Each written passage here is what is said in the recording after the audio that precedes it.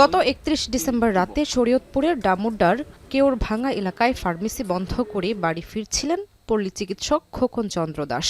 এ সময় তার উপর অতর্কিত হামলা চালায় দুর্বৃত্তরা। ছুরিকাঘাতের পর পেট্রোল ঢেলে শরীরে আগুন ধরিয়ে হত্যা চেষ্টা করা হয়। শনিবার সকালে জাতীয় বার্ন ও প্লাস্টিক সার্জারি ইনস্টিটিউটে চিকিৎসাধীন অবস্থায় মারা যান তিনি। এ ঘটনায় নিহতের বাবা পরেশ চন্দ্র দাস ডামুড্ডা থানায় ৩ জনকে আসামি করে হত্যা চেষ্টা মামলা করেন। রোববার কিশোরগঞ্জের বিভিন্ন এলাকায় অভিযান চালিয়ে ৩ জনকে গ্রেপ্তার করে র্যাব।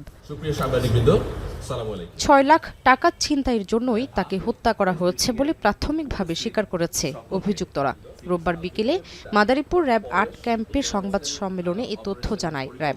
ব্যবসার নগদ টাকা একটি ব্যাগের মধ্যে নিয়ে কেউরভাঙ্গা থেকে সিএনজি যোগে নিজ বাড়ির কাছাকাছি তিলয় ব্যাপারী মসজিদের সামনে এসে সিএনজি থেকে নেমে পায়ে হেঁটে বাড়ির সামনে পৌঁছালে ভিকটিমের পথ আটকিয়ে ভয় দেখিয়ে টাকার ব্যাগ ছিনিয়ে নেয় এবং এলোপাতাড়ি ছুরিকাঘাত ও গুরুতর রক্তাক্ত জখম করে।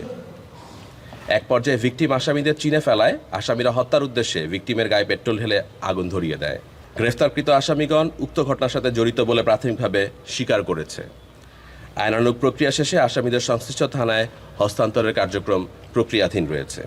নিহত খোকন চন্দ্র দাস কেওরভাঙ্গা এলাকায় একটি ওষুধের ফার্মেসি ও মোবাইল ব্যাংকিং ব্যবসা পরিচালনা করতেন।